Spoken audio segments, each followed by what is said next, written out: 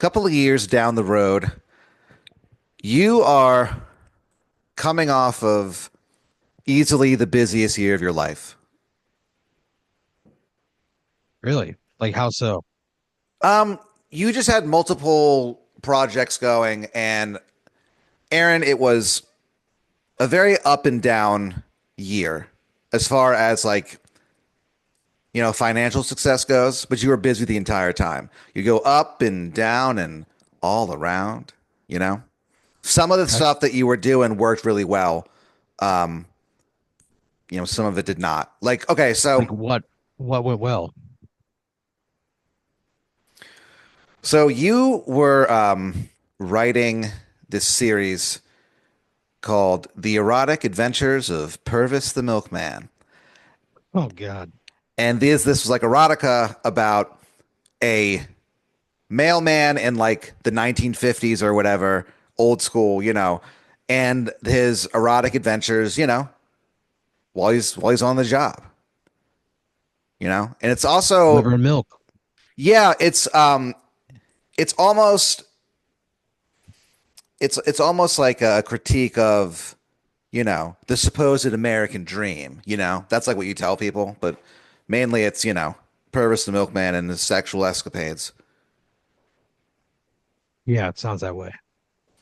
And so you were, writing those, and they took off on TikTok because like a cartoonist started drawing his adaptations of some of these adventures, and it just really took off, on social media and stuff. Yeah. Yeah. People get into purpose. Oh, people are very into Purvis the milkman. They're They're into into this. this.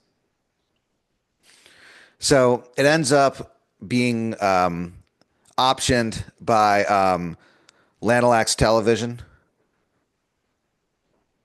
and so they buy it from you, So you actually, you make a nice chunk of change, nothing that's gonna change your life, but makes it that you don't have to work for a little while, and That rules.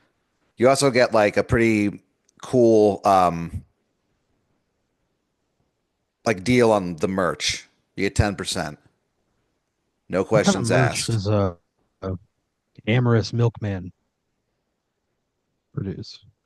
Well, it's going to be a TV series, and so what happens is, you talk to this guy, Mr. Cool. He's like the head of like their media division, and Mr. Cool has been involved in some pretty cool productions over the years. He was the mastermind behind they a few years ago they had this really big success. It was Saved by the Bell on Ice, and he was the brains behind that. Why? What do you mean? Who's clamoring for that? The thing about Mr. Cool and the Lanalax Corporation in general is that they know what the public's going to want before the public even knows it. And a few years down the road, there's something in the air, and it ends up being a really big success. However, Whatever. the TV show they ended That up like sucks. change they ended up like changing quite a bit. That's the thing that kind of is that's the thing is like there's ups and then there's downs. The up is that financially you're doing pretty okay, you're not going crazy with your money or nothing, but you're okay for the time being. However, the Lanalax TV, they completely changed everything. So instead of it being about a horny milkman in the 1950s, it's about like a milkman who's also like an occult detective. And It sucks. yeah, You're taking the spirit out of it. You know? You finally absolutely, like dude. give me one of these projects that I'm into. Tales Yeah. of a Horny Milkman is like right in my wheelhouse. And then you're gonna change it to a cult detective? Yeah, and like you try to like work as like a writer on like the TV series, and like they are not interested because Why? you keep trying to make it about, the horny milkman, and they're like, "Yeah, we're kind of To past the that character. concept." They're like, yeah, but technically we own this, so we can do whatever we want. It's like you're not you're audition not auditioning, but you're trying out for the writing staff, not to like be on the show. You know what I mean, or like be in charge of it. He's still a horny milkman, but he's also an occult detective. How much? Yeah, How he many? How much of this is so still in he's there? so Purvis the Milkman is still, yeah, he's still horny and he's still amorous, and there are going to be, to be honest with you, there's going to be some love scenes, but they're going to be not explicit, hard R, a hard R love scene. Whoa. Yeah. And so what happens is it's about him in the 1950s delivering milk and also like, solving occult crimes. So he investigates, secret cults of like, the old ones and Cthulhu and stuff like that. It's not just that. There's a lot of like, nods and winks to old, media, old horror, So they're like he fights a Frankenstein at one point, you know. Um, he fights a golem at one point, like it's pretty intense. And along the way, he has to figure out, modern dating. No. So, um, No. what do you How? mean? It's in the 50s. What do you mean modern dating? Well, that's the thing is that it takes place in the 50s, but they still have like dating apps. It's like it takes place in like this otherworldly dimension, I guess. I don't know. I'm just telling you, That fucking sucks. Yeah, and so they're not. You try out for it. You write an episode, but you really want to stick it to like the eroticism, and they're like, we're not really trying to do that, and so they reject your draft and whatever. You still get paid for them adapting your Oh, work. great. It's just Cool. They now won't. it's more Yeah, they can't use almost it. it's like X Files kind of, except he's horny as fuck. Fucking So sucks. what you end up doing with that money is later on that year you open up what is universally seen as the,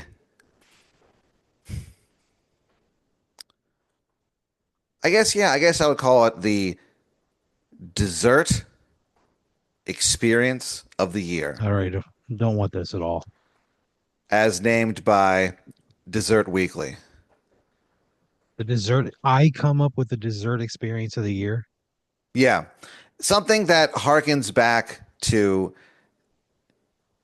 the quote unquote the good old days, but also putting a smile upon your face. What? So you call it a cup of cakes. Or No. what it is. So what it is it's a Yeah. it's a mug like of coffee with a cupcake on top of it. And so what you do is Wait. you There is coffee in this mug, and yeah, it's topped with a cupcake. Oh God, Pat. and so you eat through the cupcake to get to the coffee. And people are going crazy for it. What a fucking nightmare. A cup of cakes. I don't even like coffee. Well, yeah, well you open it, you partner with um the part of the reason that is as you know, successful as it is you partner with this guy who is, he's sort of seen as the hottest young coffee sommelier, I guess you'd call them, in Los Angeles. Why the fuck am I doing this? I don't like Because coffee. I'm not. This is does not. he I approaches hate you this. and he's like, "Hey, we should partner." And you're like, and you look this guy up. He has a very very solid reputation. He's Why would this guy ask me to partner with him? I do because customer service. because you guys met at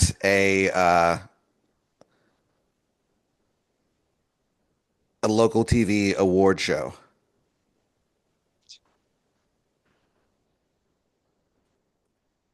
I hate all of this. You guys were each nominated for a what's called a it's called a local, and a local is a chain that you wear around your neck. It says local,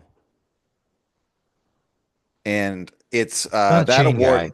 That award is given out to the person who gives the local TV appearance of the year. And you guys both were nominated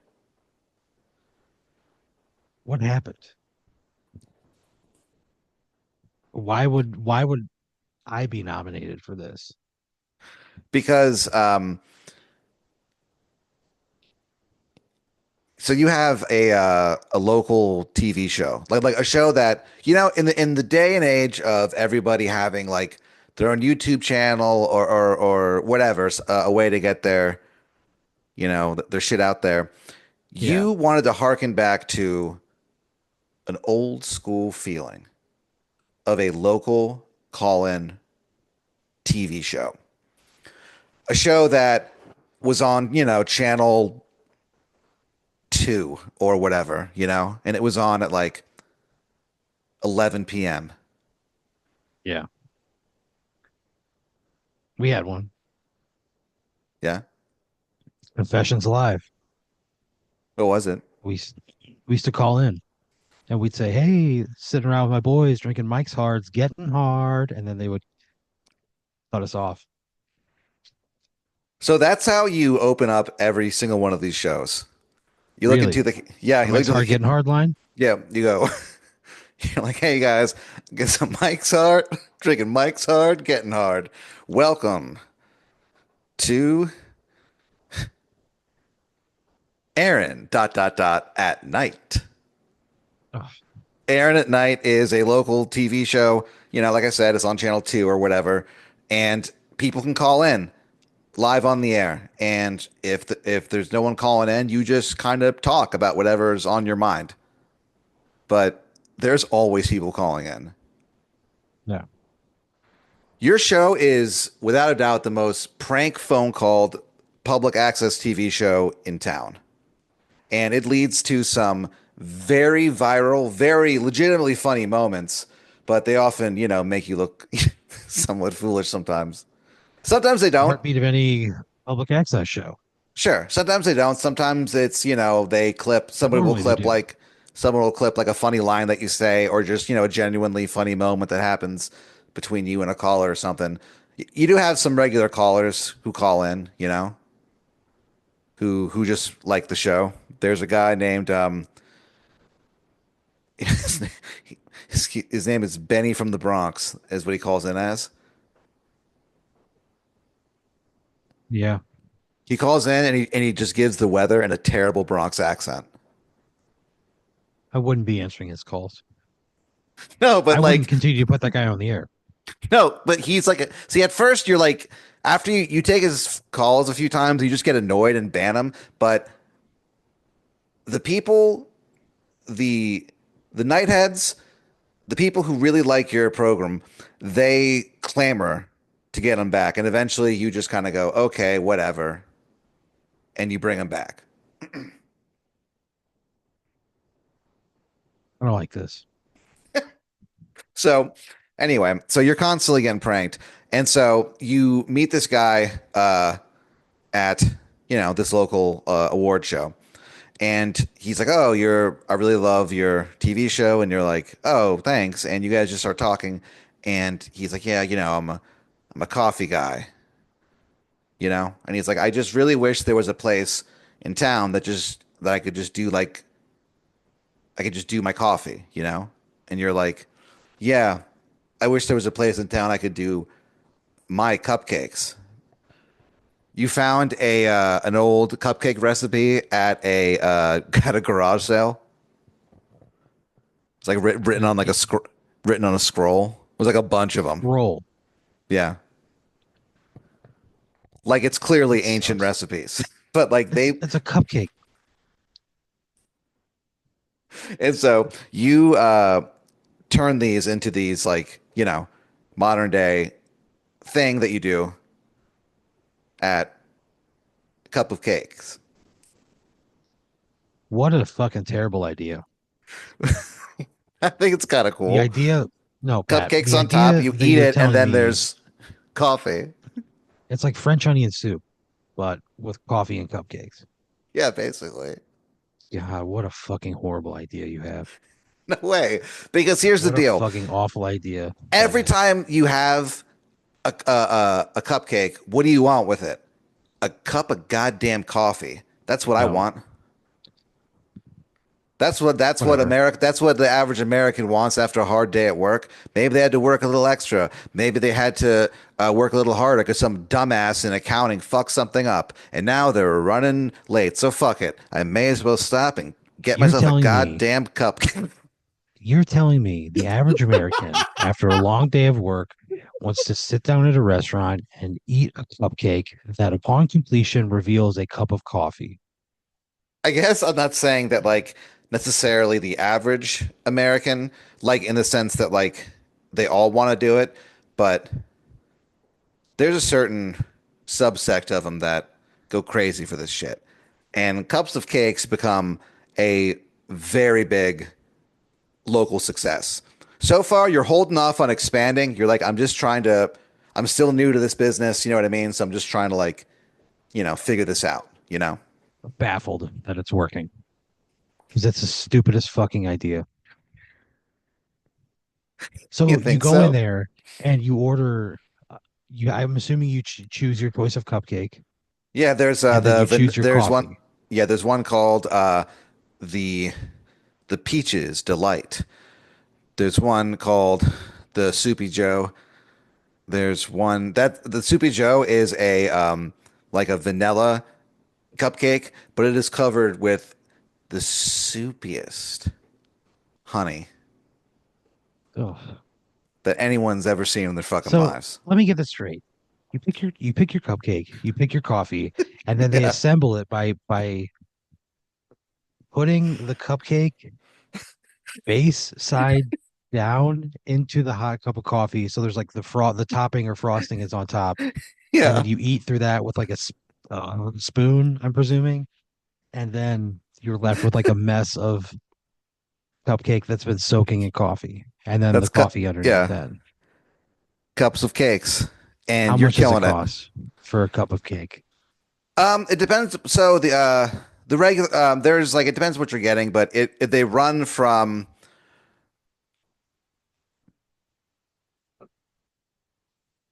10 to $45. Jesus Christ. LA prices. Jesus But Christ. that's for the stuff that's like you're opening like a fine bottle of wine that you got at the decant. You know what I mean? That's like very quality, the best quality coffee that anyone can get. That's unbelievable. Well, What a dumb fucking idea. it's That I can't express to you how bad of a concept this is. I would love this. I'm not even kidding. Anyway, so you are involved with like Jesus this. Christ. You put your money into this, and you're not like I said, you're not looking to expand right away. You're just looking to kind of figure this whole thing out. But you're kind of loving Yeah, it, you know, and you never thought you would, but you're into this. I'm into this. Ba-ba-da-ba-ba-ba. I'm into this. Something that happened later on in the year was you went on tour uh, with a bunch of like jacked comedians, and you would open for them. Why? Because a couple of years down the road, Aaron, you have gotten very into bodybuilding. So I run a cupcake business, but I'm into bodybuilding. Yeah, you're like jacked. Those seem like two different worlds, man. Well, humans contain multitudes. So, Jesus Christ. so you, I was just like, the reason that you started doing it is you just got inspired. You know, you were walking quickly through an airport. You had to like run to, get on a plane or whatever, and you pass by a bar, an airplane bar, and you kind of like glance in as you're like running past. And as you look in, you realize that it's a football game. But as you're looking at it, you realize like there's a referee in it that is just fucking like buff as fuck. Yoked. And you run by and you kind of just see it for just a split second and you're like, huh. And you keep running. And you can't get the look of this dude out of your head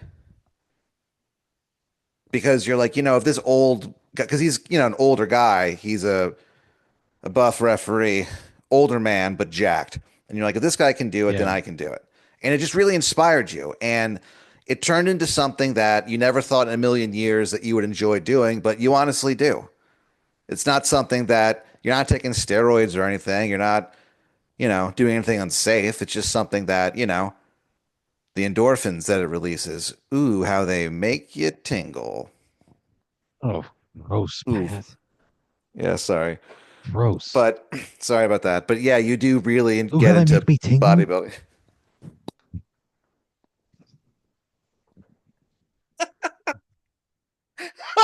Gross. So you are opening up on this tour of like it's three jacked comedians. It's you, it's Carrot Top, and it's Joe Piscopo. And you Great. guys, the common thing between you guys is that you're all fucking jacked. And it kind of goes from you to Joe Piscopo to Carrot Top. He closes out the evening. Yeah. You're the host. So are we like marketing this to other jacked men? Yeah, you guys have an ad on online uh on it's you guys are a big contributor to the subreddit in Austin called Jackers Austin. It's for like dudes who, are like super jacked and they get on there and on the subreddit and they talk about, different techniques they use to get jacked, their diets, stuff like that. There is a very strict policy against posting any kind of like sexually explicit image. And they make that very clear. Jackers. It's an unfortunate thing that they called themselves that, but at this point it's too late to change it, they're too well known. It's just for people in Austin who are into bodybuilding. Every photo that's Called posted, Jackers Austin. every photo at this point that's posted has to be approved by the moderators. There's been some incidents, Yeah. but It's called Jackers. so you guys are on tour together and you're making some pretty good money. And What's that so tour called? the muscle daddies of comedy. Oh, gross. Not even writing that down. So you end up making some pretty good money on that tour. And Yeah. in Carrot Top and is, turns out surprisingly like a cool hang. Yeah. He's kind of keeps to himself for the most part, but when he's hanging out, he's ready to fucking hang. Watch movies, talk about, Chairman of the board. yeah.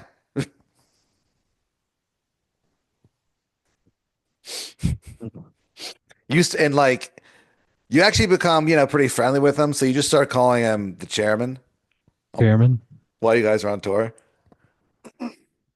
You call him the chairman of the tour. Oh, it's like that Norm Macdonald joke. Um, Joe Piscopo is basically like a puppy dog who is just trying to please you. He is just like very energetic, very extremely polite, but Well, that's there's nice. yeah, but there's like you feel there's a little bit of desperation. Yeah. I would assume a lot of people at that level probably have that feeling when you get around them, Yeah. So especially somebody like that. yeah. So he doesn't really interact with you that much, but it's not because he's being rude. He's just, Joe Piscopo, you know? Yeah, yeah. I get it. So you're coming off this tour and you've got an extra 200K in the goddamn bank. Holy shit. That's so much money on this tour. Yeah. What do you do? God damn. I have the extra 200K. You're just asking me what I do with $200,000? Yeah, this is like the start of the year. You have like just come off of this crazy busy year. Craziest of your life. Man, I would just try to tour as a stand-up more. Mm, I would live off that money and just try to be on the road and tell jokes as much as possible. Whatever to facilitate more live comedy. sure. And so you what you do is you use this money to fund a tour. You hire like a road manager that you've worked with before. This guy Ian Trust. He sets this like I guess you could call it a tour up. This run up of like a bunch of cool like alt rooms in in the major Yeah, cities. And so the rules. yeah, and so you go on this tour.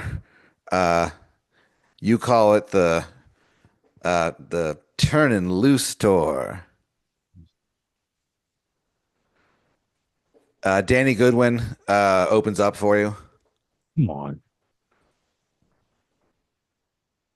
How's he do?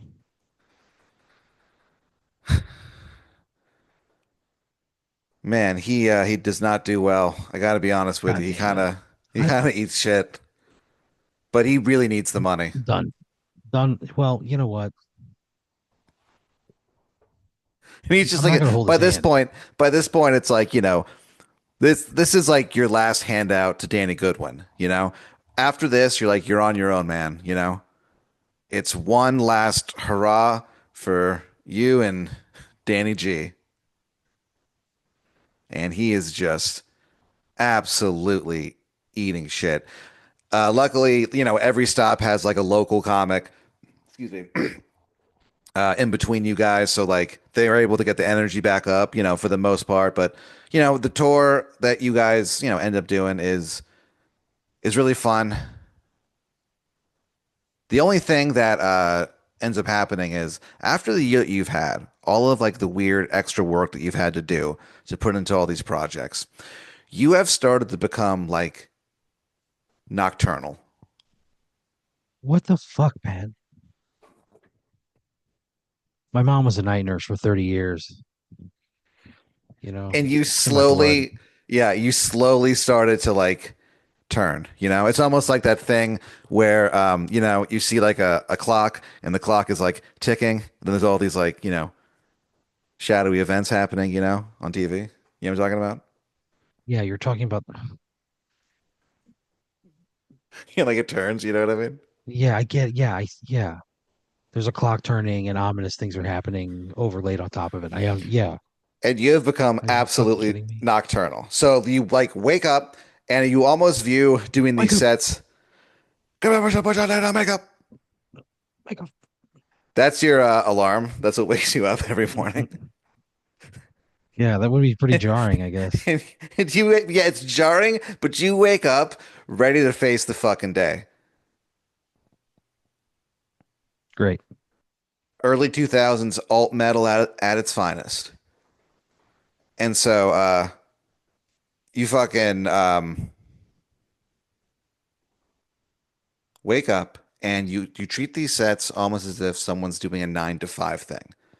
You wake up, you have some breakfast, you fucking go out on stage, tell some jokes, you know, answer emails in between shows or whatever, do more shows, and then you're awake for the day. The rest of the day is yours.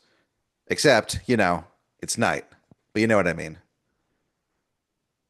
The day is yours in the sense that Sucks. now you're awake. Sorry. I think I phrased Yeah, it really yeah, weird. The day is yeah. yours, though. The day is Yeah, but it's not yours the at night. That sucks. Oh, no, no, no, no. Anyway, so, God damn, Pat.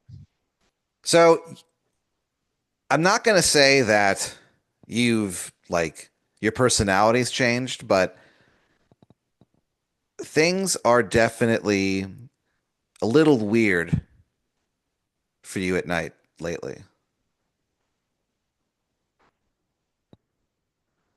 Sometimes, like, you'll do your set, be done for the night, and then just kind of go on walks, and it's almost like you can like see through the shadows, see what's Fuck does really that mean? there. What do you mean by that? It's it's it's kind of hard for you to like comprehend, but it's Yeah, almost like you feel in your heart that you can see through the shadows. what the fuck does that even mean? It sounds like bullshit. And you think I'm that, literally seeing other things. yeah. God And damn it, Pat. one night you like go to sleep, and you start, you have the first of what becomes like a series of dreams.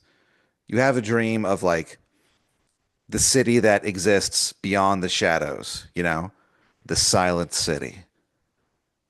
And it starts like revealing it to yourself, like, more and more in your dreams. And you wake up one morning, I guess one night, you do your set. And by this point, you feel like you can see into like the next like dimension, into the silent city. What the fuck are you talking about? You just feel like you're on the verge of like breaking through. I hate this. And so you do your set, you go out there. Hey, how do you guys know each other? They're like, oh, we all work together. And you're like, okay, who has a crush on who secretly? And they're like, like you fucking kill. And so Ugh. you you do that, and you're like, all right, thank you so much, everybody. Good night. Here's Danny Goodwin. He walks back out. The crowd like slowly stops clapping. You go God. for a walk, Danny, pick and it up. you go for a Get it walk, together. and you realize as you like walk right by like a really like ominously lit alleyway that now you can see, like you can definitely see through the shadows at this point. You can see the city just beyond reach, the silent city. Do you touch it? No, I'm going to the fucking Silent City. I'm going insane, Pat. Do you enter the silent city, Aaron? No, I don't. I'm going insane. What do you mean? Seeing things. I'm seeing things. I continue to have Danny Goodwin on tour with me in spite of his bombing and his lack of self-awareness. Like, no, I don't want anything to do with the Silent City. Yeah, Danny is actually like back at the hotel room, watching his set and just like laughing as he's uploading it in full on God, YouTube. no. I'd have a conversation with him. I don't want any. This all sucks. I don't want to see into the shadows. I don't want to see the Silent City beyond. I don't want to. Yeah. I don't want any part of this. Okay. So you don't I'm on reach into tour the and do silence. comedy. No, I bet I don't reach into the fucking Silent City.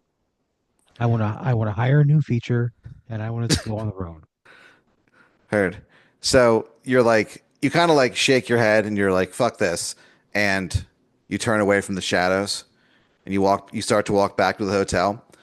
But then like a bunch of like muggers come out of the alleyway and they all have like uh hammers and they just like beat you down. Hammers? Yeah, and they steal your wallet. You have Jesus t- Christ. you have $17 in it. And then you hear one of them go, "Works for me," and like they bash your head at one final time. They God, run away the victim of back a and violent street crime. they disappear back into the shadows. You see the silent city one final time, as you Are they bleed from the out. Silent City? No, I don't. Are those guys from? They're just random. There's This just fucking people sucks. who wanted your $17. Whatever. Fuck this. This sucks. This all sucked. You rejected the shadows, Yeah, you know? whatever. Cup of cakes. Fucking sucks. I think This that all this all rules. sucks. No, you're wrong.